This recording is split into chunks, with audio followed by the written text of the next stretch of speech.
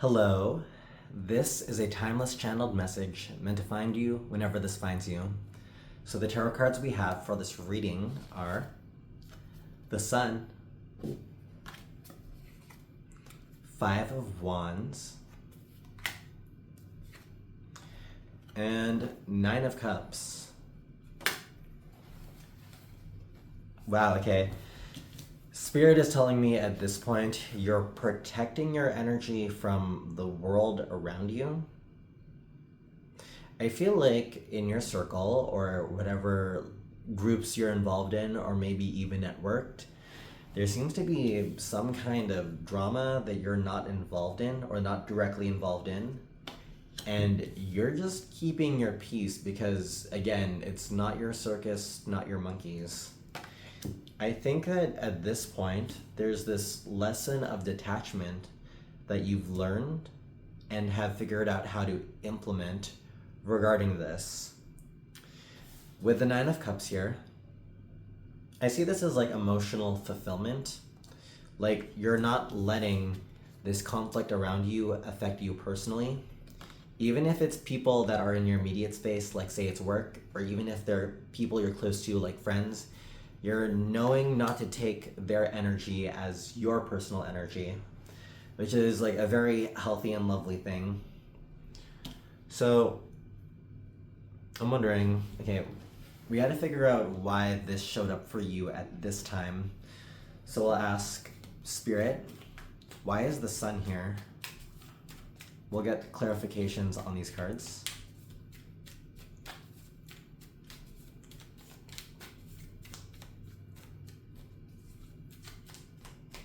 Okay, internally I heard it, to be clear, it's not about cutting them off, it's about putting up a healthy boundary, even if you're not directly telling them specifically that it's a boundary.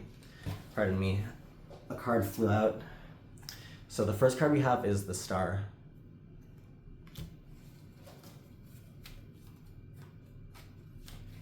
Can you give me two more cards, please? But I feel like, okay, so in the Star, she's pouring out like water into the earth and into the pool of water itself. This to me talks about a long-term investment. Specifically, I feel like you, instead of pouring out into others, you've learned how to pour into yourself, which I feel has been a life lesson. Like something that you had to learn over time and you're now figuring out how to implement.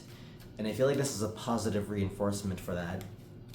Like, make sure that you pour into yourself and fill your cup before you fill out other people's. So the other cards we have to clarify the Sun are the Hermit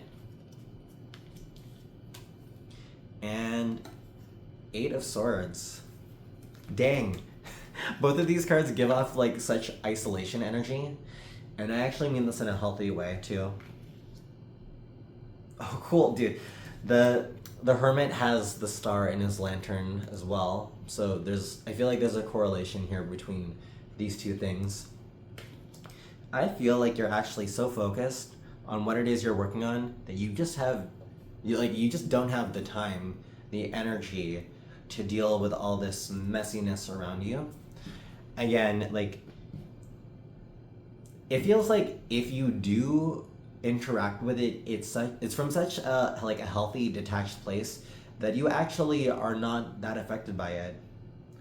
Sometimes the Eight of Swords talks about an emotional binding or something negative, like you're being trapped somewhere. But I actually see this, it looks almost peaceful to me. Like she's okay with like having her hands tied. The way that I'll like put this, and I'll say this in a positive way too, it's like you're feigning ignorance about something because you know that if you try to involve yourself into it, it doesn't actually help anything and it just adds more energy to this toxic cycle or toxic environment. So you're just being like, oh, I didn't know about that. Which ultimately, again, it's not about lying, it's just about like not involving your energy into whatever is going on around you, because again, you don't need to involve yourself into that. All right, so speaking of this conflict, we'll ask Spirit, can you clarify the Five of Wands? Why is the Five of Wands here?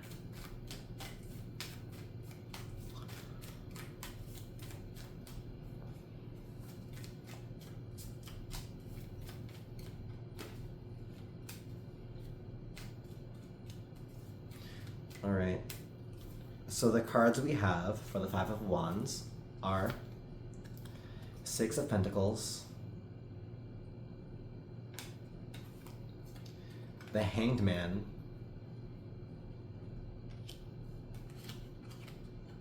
and the Queen of Swords.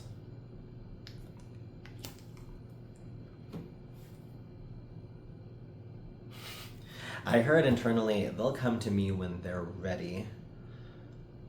There's something about this where I feel like you're being perceived as a counselor for whatever this is.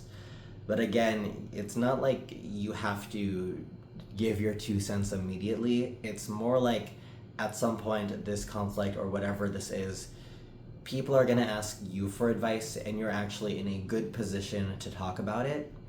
And again, you're able to approach this from a detached point of view, just giving your figurative 2 cents. If you can see here, it's like the guy in the Six of Pentacles giving money to these beggars.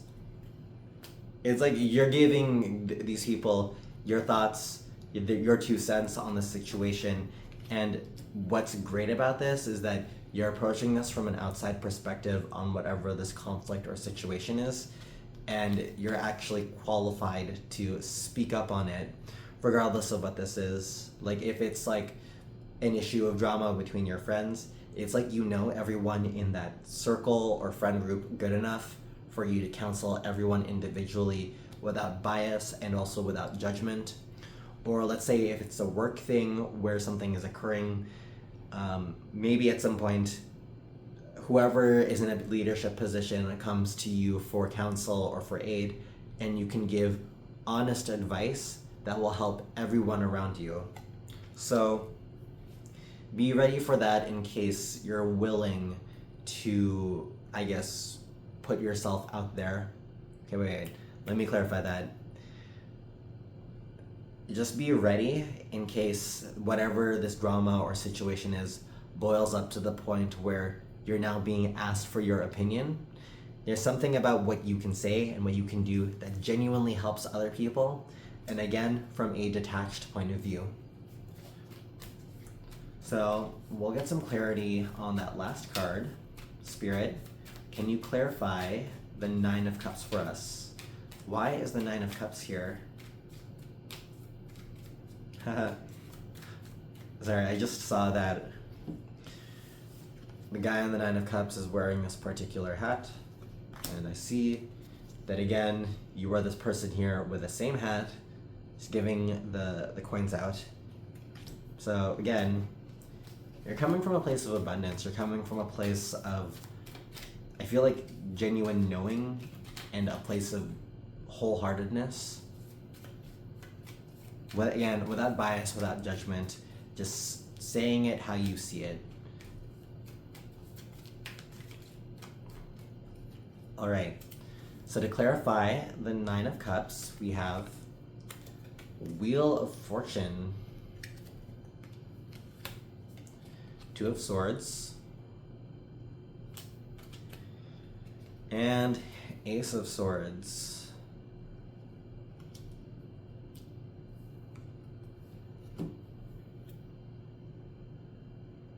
Why do I get like multiple perspectives on the same issue? Specifically, I'm being led to this story.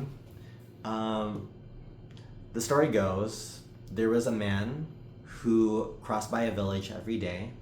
One side of his hat was red, the other side of his hat was green.